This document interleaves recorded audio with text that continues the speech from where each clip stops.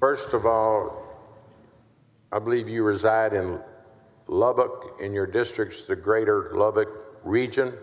Is that fair? 51 counties, 107 countries fit inside that. You have a large transgender community in your district.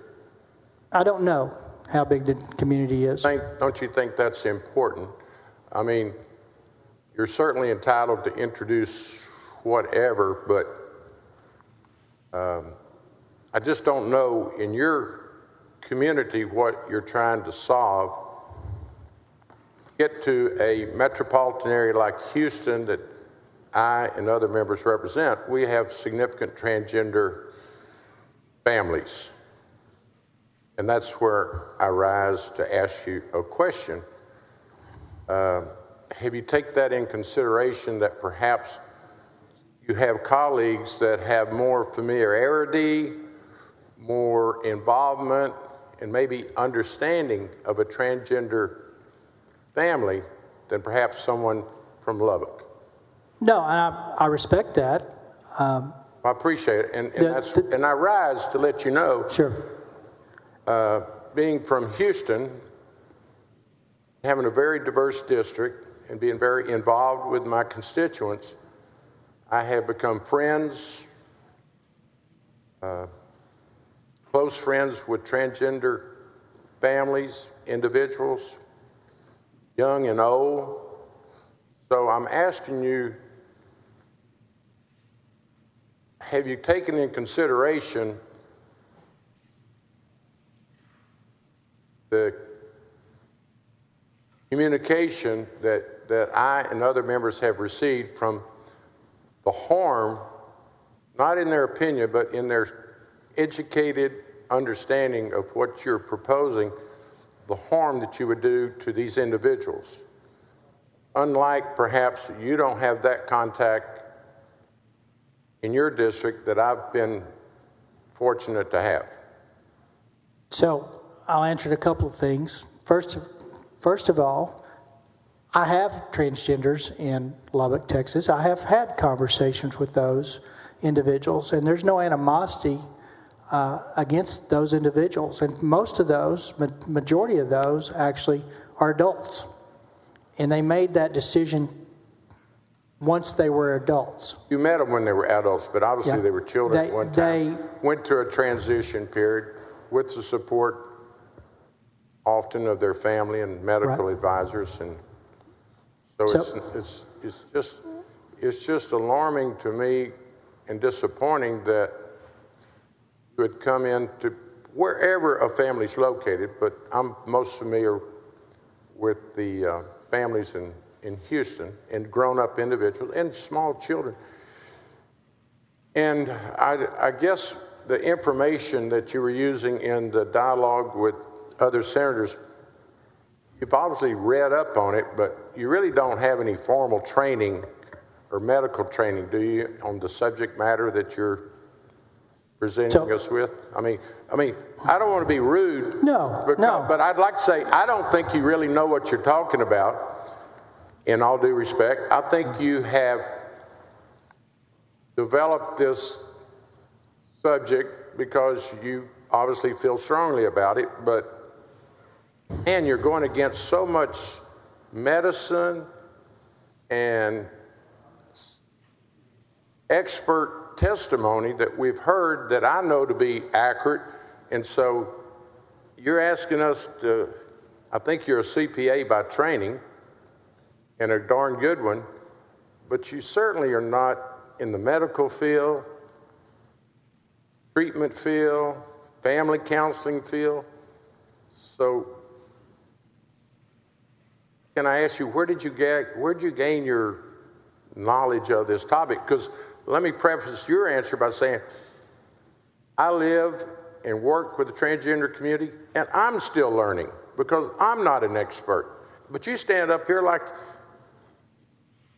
you know what you're talking about. So we all become... I say that in due respect. No, I do. And I appreciate where you're coming from.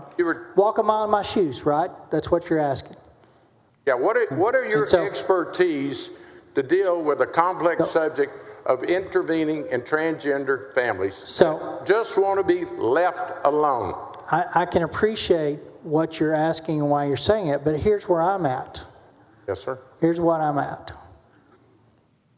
We are allowing life-changing, irreversible Yeah. procedures and medical drug therapy that once you start down that road, as a child, the parent has set you on a course that you may not have chose.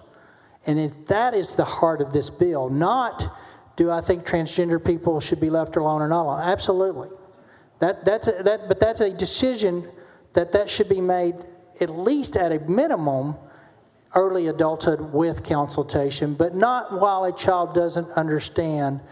After my parents do this for me in the name of their child's best interest, that 83% statistically, and that's from Journal Frontiers in Psychiatry, the other studies, Journal of American Academy of Childhood, Adolescent, and Psychiatry, Wallen and Cohen-Katintas or something, Yale and University Press. These are not stuff that I pulled off the internet that said, here's what you need to know. And then this is just a summary of multiple generations of studies that have said that ultimately, post-transition, a large percentage of those people wish they hadn't or are not happy about it. But I can show you experts in the medical field in Houston that completely refute that. And they'll also show you data that shows that the transgender community lead in the category of suicide per capita. I've been to a memorial service for transgender. And statistically, they are twice the norm. All I would ask you, first of all, when did you become so concerned? I mean, this is a national movement, is it not? A national movement to... National movement, there's organizations. I heard them on Senator Bentoncourt's radio station program. Don't ask me what I was doing listening to Bentoncourt's radio station. But I was driving back to Houston last Friday and tuned in at 4 o'clock, and he had a local and a national guests that were speaking in favor of your legislation. And they repeated a lot of the same, in my judgment, misinformation, that we've got a horrible crisis on our hands. And I learned that it's a national effort that is recent in time, and I'm assuming, not going to question your interest, but when did you develop such a concern? I mean, you've been in the legislature, House and Senate for a number of years. I assume this is not a new phenomenon. I mean, the families have been living successfully in Texas for a large number of years, and now all of a sudden, you get up and act like discovered a major issue that needs to be resolved by government instead of letting the medical, theologic, and other individuals deal with it. So the question would be, when in the world did you decide to become a so-called expert on transgender families? So this effort, if you want to call it an effort, initiative, did not come up until the other initiative of making sure the ability to have this conversation with a doctor to change your minor child irreparably, you can't reverse it, irreversibly, going forward, has become more of a thing. It's beginning to take hold. Actually, there are high-profit centers now set up in Dallas and Houston that specialize in this very much discipline. And so the idea that this just happened because we had nothing else better to do, that's not how we legislate. That's not how I do it, and you know me better than that. My concern is if you want to transition, you need to be at an age you understand what that physical change is going to look like and do going forward. Well, and it's about the kids. That's all it is. Your friends, your community, no different than any of my friends or community that don't believe like I do or think like I do. They're all loved and well-being, but I don't know any of them that would do something to a minor child that can't be undone. And if the minor child had an opportunity to know that consequence, statistically, they would have chose something different. My last question is, are you ever concerned that maybe you're wrong? Always. Well, I'm going to ask you and my colleagues to consider that you may be wrong. And if you are, you're doing irreparable harm to Texans that, quite frankly, and when I speak against it, I'm going to read from a doctor's in Houston saying, you're just destroying his daughter's future and young people like her that have a transgender hopeful life, that you're probably intervening and going to, they'll either move out of the state under your legislation, or if they stay here, he's fearful his daughter will commit suicide because of your restrictions.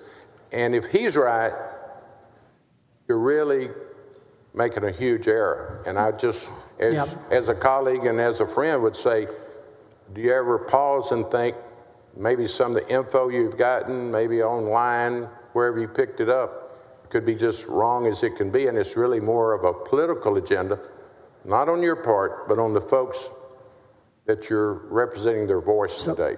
So what I'd like to think, and I think we all, it doesn't matter what the subject matter is, what we all don't want to do is get it wrong. It doesn't matter if it's property tax or if it's Medicaid. We don't want to get it wrong, right? So I think, if I'm always honest, my biggest number one prayer, so to speak, is do no harm. At the same time, for that situation, there's a counter to that argument that had I been in control or known what was going to happen to me, I would not be in this place today, and I'm miserable with my life. So for every action, there's a reaction. For every perspective, there's a counter perspective. And the question of the day is, do we allow that individual to still transition with all of the decision capacity and the mental capacity to make that decision as an adult going forward, or do we let it be imposed when they can't? And that's and obviously that's would you not agree that flies in the face of parental control and family values that is preached in these halls as much as any principle I'm familiar with? I mean, you're really taking families' decisions and parents' decisions away from them. And that's a hell of a move for a government and a body that claims they want less government. So I respect your opinion and respectfully disagree. all right. Thank you, Senator.